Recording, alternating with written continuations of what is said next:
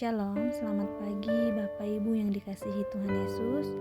Puji syukur hari ini kita kembali bertemu dalam renungan Gereja PO Kembang Pratama.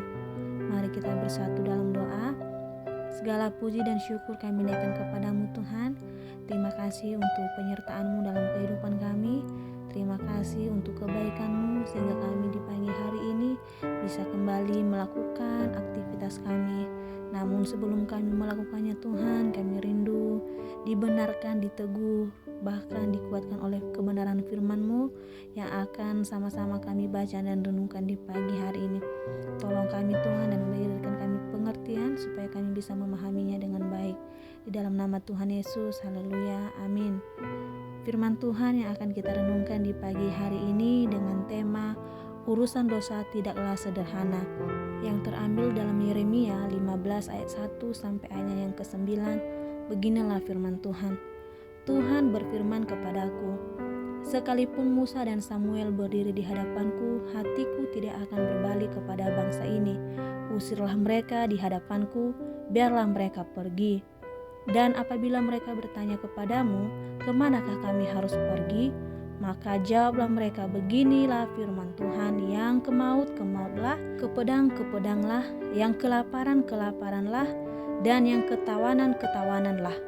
Aku akan mendatangkan atas mereka 4 hukuman, demikianlah firman Tuhan. Pedang untuk membunuh, anjing-anjing untuk menyeret-nyeret, burung-burung di udara dan binatang-binatang di bumi untuk memakan dan menghabiskan. Dengan demikian aku akan membuat mereka menjadi kengerian bagi segala kerajaan di bumi oleh karena segala apa yang dilakukan Manasye bin Hizkia raja Yehuda di Yerusalem. Siapakah yang akan merasa kasihan terhadap engkau, hai Yerusalem? Dan siapakah yang akan turut berduka cita dengan engkau?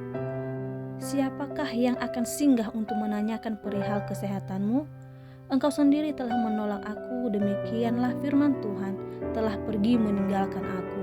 Maka aku akan mengancungkan tanganku dan membinasakan engkau.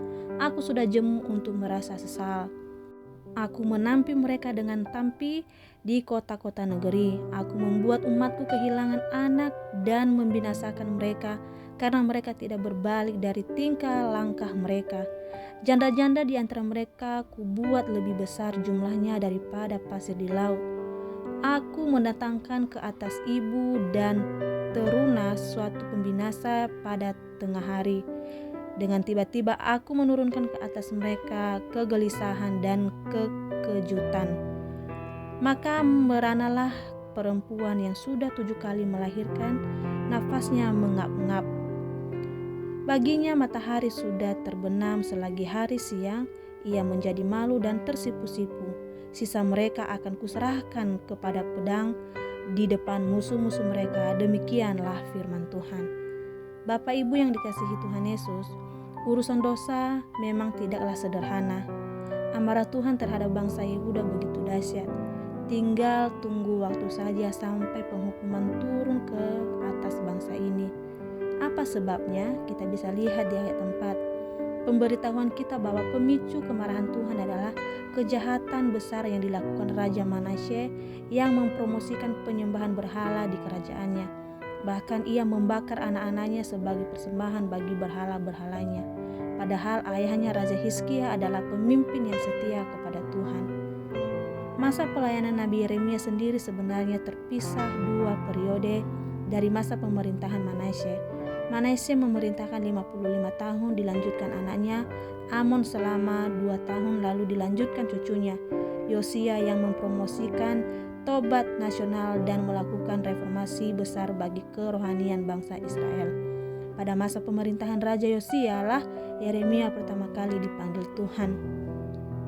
Murka Tuhan yang begitu membara dalam ayat-ayat yang kita baca hari ini mungkin membuat kita mengira bahwa kejahatan tengah dilakukan oleh Raja Manasye, namun ia telah lama mangkat, bahkan cucunya telah melakukan reformasi besar-besaran.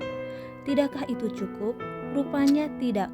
Kerusakan moral yang dipromosikan Manasye tampaknya begitu mendarah daging, sehingga reformasi Yosia pun tidak cukup meredakan murka Tuhan.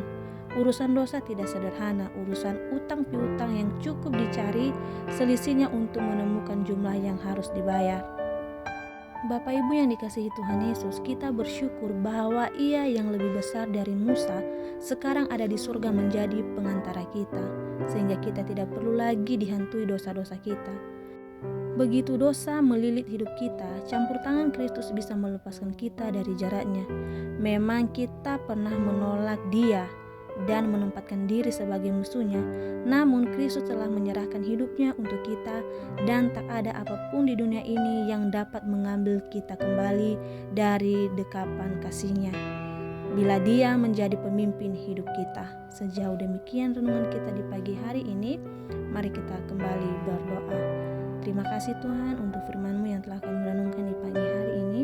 Kami mau Tuhan hidup kami dipenuhi oleh kuat kuasa darah-Mu, dan biarlah kami Tuhan menjauhkan diri dari segala hal yang tidak baik, bahkan tentang urusan dosa Tuhan. Kami mau hidup kami layak di hadapan-Mu, dan biarlah Tuhan Tuhan pelihara hidup kami, Tuhan tetap tolong sehingga kami Tuhan dijauhkan dari hal-hal yang tidak Tuhan inginkan. Terima kasih Tuhan Yesus, berkati kami sepanjang hari ini. Biarlah apapun yang kami lakukan, apapun yang kami kerjakan, semua sesuai dengan kehendak-Mu. Dalam nama Tuhan Yesus kami berdoa dan mengucap syukur. Haleluya. Amin.